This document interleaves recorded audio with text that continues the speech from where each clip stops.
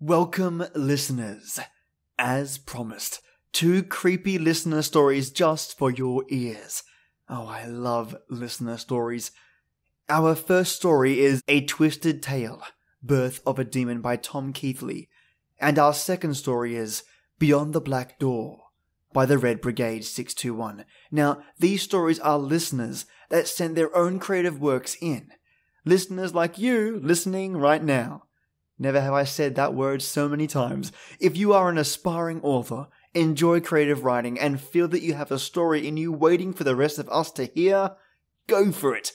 Put pen to paper, or rather hands to keyboard, and start that story. So let's turn the lights off, the sound up, and get ready for something creepy. A Twisted Tale, Birth of a Demon. The spiral began like any other descent into a pattern of self-destructive behavior. After a lifetime of this, I had come to know what to expect. A brief period of mania and euphoria, followed by an extended period of profound despair and misery. That's what usually happened anyway. Usually it was more of a gradual to steady decline. But this time, perhaps due to multiple extenuating factors, once the floor fell out, well, I found out quickly how deep the abyss of hopelessness is. It consumed me so completely that it manifested as something akin to tangible physical pain.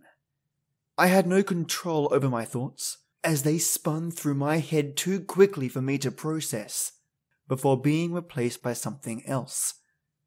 It was maddening, and there was no end in sight. As an atheist, I have never put stock in the divine. There is an unexplainable supernatural world, sure, but divine? Not even. But now, I was calling to any and every deity that I could put name to. I needed help. I couldn't handle it anymore. I could feel my psyche stretching to its limit, and then everything stopped. There was nothing but silence now and darkness. I was awake, my eyes were open, but there was nothing but an infinite void. No matter where I looked, it also occurred to me then that the racing of my thoughts had also stopped. I clutched my head as the silence was all at once deafening, oppressive, and just as maddening as the roar of my thoughts had been. Wait, these hands. They're not my hands. They are far too large, and the skin covering them is all wrong. It's almost like porcelain, and smooth as silk. This hair, it's far too long and silky to be mine. What the hell is going on? Have I finally gone over that line and went mad? By the stars, this energy, it feels incredible. I could do anything with this strength. The world once more comes into focus, the curtain of darkness falling away like a shroud. I don't know where I am. I'm no longer in my tiny home, and definitely nowhere I've ever seen before. The landscape is barren, molten wasteland. Gazing out is nothing but a mix of vast rolling wastelands punctuated by craggy hills, with a range of mountains in the distance. In awe, I began to turn and take in my surroundings. Then I see the city. It's unlike anything I've ever seen before, and takes my breath away. Massive walls of black stone, far taller than any structure I've seen, enclose what could only be a metropolis, and more impressively, a massive fortress of the same black stone. I close my eyes briefly, and when I open them, I'm looking out over a rolling green field. Everything normal, except me. Now, that strength roars through my veins the way thoughts and despair did in my mind, in which now felt like an eternity ago. I find that this still isn't home. I'm not sure where I am, but there's a town in the distance that I think will make good practice for this newfound strength. Now I have to know what I'm capable of. Almost feel sorry for these poor victims. Almost. Does a wolf feel sorry for the sheep? Of course not.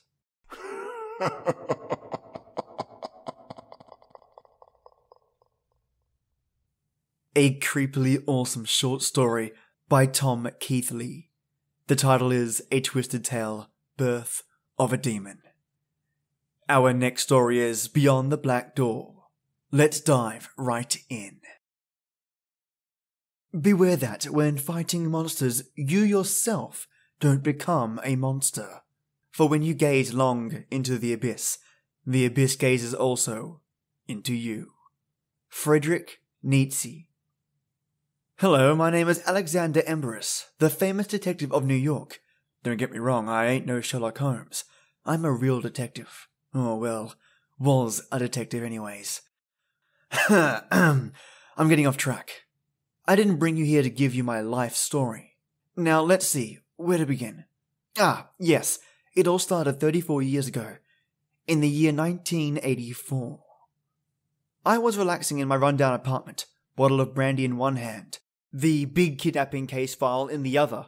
From what one witness has informed me before her tragic death was that some unknown entity grabbed her sister by the hair and pulled her into some abandoned suburban home.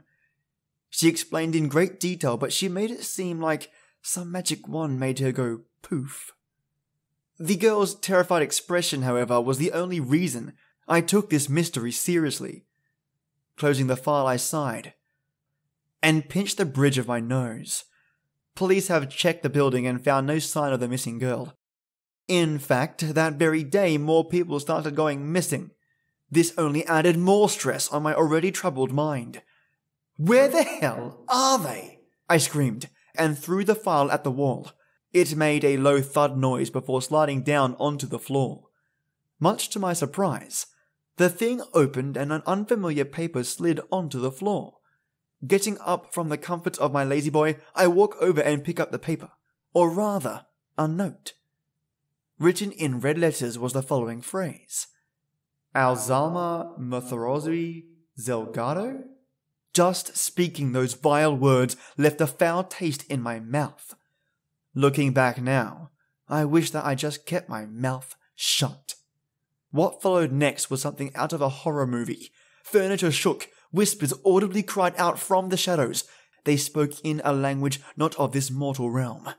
With a loud boom, streaks of lightning painted the night sky at the window, causing it to glare white if not for a brief moment. Then, simultaneously, every light in my home went dark, plunging me into darkness. What was that? Power outage? Was my first thought while looking down at my now empty hand. The card that had the phrase written down on it had vanished, though I could have sworn it was pinched between my pointer finger and thumb. The lump that had formed in my throat vanished when the countless reasonable explanations flooded my mind. Perhaps it just fell onto the floor in the chaos. Maybe I set it down somewhere. Maybe I was just imagining all this. The last thought seemed a little far-fetched, but hey, I was freaking out. Blindly, my hands grope around the dark living room until they latch onto the safety railing of my staircase. I ascended to my bedroom in hopes of finding my flashlight or some other means to illuminate my surroundings. When I reached the top of the staircase, the prickling feeling of something watching me from the darkness took hold of me. The dark hallway to my quarters felt extremely cold. Hurrying down the corridor, two of my fingers brushed against the smooth wall until they bumped against the door frame. It felt off. The hardwood felt ice cold to touch, almost as if it were covered in a thin layer of frost. Jesus, it must be below zero in here. In an attempt to keep warm, I rubbed my bare shoulders together to generate heat. It barely helped to battle the unrelenting aura of frost. My hand grasps the knob of the door handle, and it quickly shot back upon feeling the cold metal. It was so cold, in fact, that the brass knob burned like a cauterized blade. The feeling of being watched returned with a vengeance. All I wanted to do now was get inside and hide away. In all my years of solving crimes of murder, kidnappings, and other heinous crimes, I've never felt this level of eeriness. Using the fabric of my shirt as a shield, I wrapped my hand within a protective layer of the cloth which allowed me to easily twist the knob. There was a loud click before the door creaked open a crack. The only noise that followed was the loud thumps of my beating heart. Slowly and carefully, I pushed the door open. I expected to hear creaking, but there was none. Just silence. From what I could see, nothing changed. I could see the outline of my bed, a closet, my dresser, and so on and so forth. My bare feet walk across the carpet floor until they reach my bedside. Honestly, there wasn't a moment that I hadn't felt the urge to jump out of the bloody window. Anything to escape this cold tomb that was my room. From the bedside table I felt the familiar cylindrical lighter I would use for smoking. It was no flashlight, but it had to do. With a swift motion, I flicked it open, and sparks shot through the darkness, yet failed to ignite into a flame. Paranoia took over, and I swore I could hear the door creak behind me. The steady pounding of my heart raised in volume, until it was a steady orchestra of drumming. Spark, nothing. Spark, nothing. The final flick of the lighter was successful, illuminating the area around me. However, to my shock and horror, the familiar setting of my room had melted away into a whole new terrain. In my small circle of light, I saw a vast landscape of hills, each one layered in black grass. This place is cold. Where am I? My dry voice echoed across the new landscape. I wanted to scream, cry, close my eyes and pray this was all a dream, but I could do nothing of the sort. The silence was cut short when something snapped behind me. It wasn't a twig snapping. No. This was a sick, disgusting snap of bone. My hands trembled, and the one grasping the lighter wavered, the flame bobbing left and right. The sounds of snapping and crunching bones felt far in front of me, couple of yards at best. Whatever had been making the sick sounds drew closer and closer. Each time, my hands trembled more and more violently. I gripped that lighter, as if it were my only defense against the shadows. Tears trailed down my cheeks and into the black grass. With one last pop, the light went out, plunging me into total darkness. From it, I felt the bony hand of a creature grasp my shoulders and lean in close. The disgusting stench of rotten flesh, blood, and bile flooded my nose, making me want to empty the contents of my stomach. I kept my mouth shut, in fear of provoking it somehow. Leaning in close to my ear, it spoke in a sinister tone, almost as if many were speaking at once. Do you fear death, detective? It asked in a warped voice. The lighter I so desperately clung to shook violently in my grasp. In the midst of my panic, I nodded. The creature let out a low gurgle before spitting a black substance into my eyes. In my moments of blindness, I backed up, dropping my source of light. Like a rock, I dropped onto the ground, desperately feeling for it. But nothing. However, my hand came into contact with something soft and cold.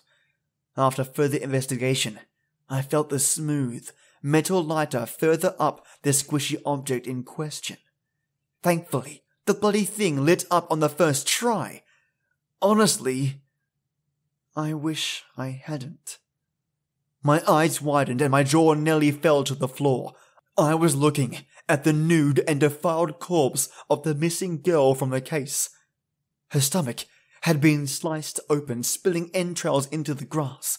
Everything about her seemed fucked up. Her skin was pale, veins black.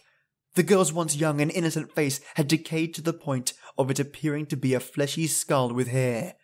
Her sockets were blackened, leaking and dark, with a tar-like substance dripping down her cheeks. That was it. That was my breaking point. I raised my head to the sky and screamed, begged, "Stop it, please! Make this nightmare stop!" Holding both sides of my head, I felt the creature's bony hand grasp my shoulders again to force my head up. Blood trickled into my mouth. It tasted bitter and rotten, nothing like normal blood would taste like. That's when the pain started, almost like my body was engulfed in flames, my mind, body and soul being ripped apart to form something new. Rise, my champion. I blacked out. That world, that secret place, was never meant to be.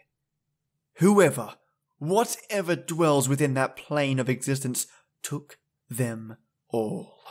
Every last missing victim in my case. It tore the innocent apart to create its abominations. Abominable guards to this secret place.